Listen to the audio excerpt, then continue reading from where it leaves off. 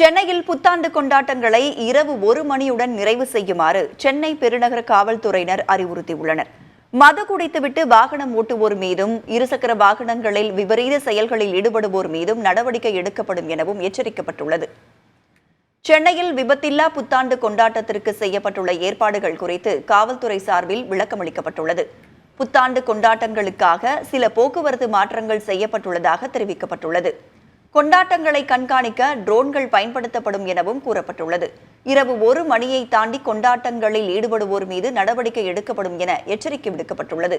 மது குடித்துவிட்டு வாகனங்களை ஓட்டுவோர் மீது வழக்கமான நடவடிக்கை எடுக்கப்படுவதோடு அவர்கள் சிறப்பு வகுப்பில் பங்கேற்க வேண்டியது இருக்கும் என்றும் தெரிவிக்கப்பட்டுள்ளது.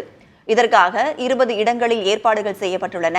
173 வாகன சோதனை சாவடிகள் அமைக்கப்படும் எனவும் அவற்றில் 33 சாவடிகள் இருசக்கர வாகன பந்தயத்தை தடுக்கும் நோக்குடன் அமைக்கப்பட்டிருப்பதாகவும் காவல்துறை தரப்பில் தெரிவிக்கப்பட்டுள்ளது. 43 முக்கிய சாலைகளில் காவல்துறையினர் ரோந்து பணியில் ஈடுபடுவார்கள் எனவும் கூறப்பட்டுள்ளது.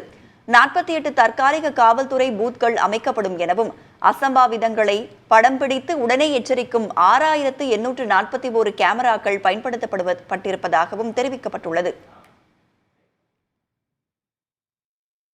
6741 கேமராஸ், இது ஸ்பெஷல் கேமராஸ். இந்த கேமராஸ் எந்த விதமான இன்சிடென்ட் ரிப்போர்ட் ஆனாலுமே அதை பதிவு பண்ணி கொடுக்குற ஒரு கேப்பபிலிட்டி இருக்கிற கேமராஸ்.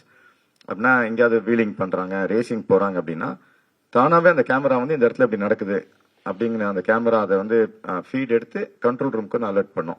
அந்த மாதிரி ஃபெசிலிட்டிஸ் டோட்டல் நமக்கு 6741 கேமராஸ் நமக்கு சென்னை சிட்டி ஃபுல்லா இருக்கு. ஸோ எங்க யாரு எந்த தவறு செஞ்சாலுமே யாரோ பார்த்து சொல்ல வேண்டாம், இந்த கேமராஸே உங்களை ஐடென்டிஃபை பண்ணிடும், உங்களோட நம்பர்ஸ் ஐடென்டிஃபை பண்ணிடும். ஸோ ஸ்பீடிங், ரேசிங், வீலிங் இது எல்லாமே தவிர்க்க வேண்டும்.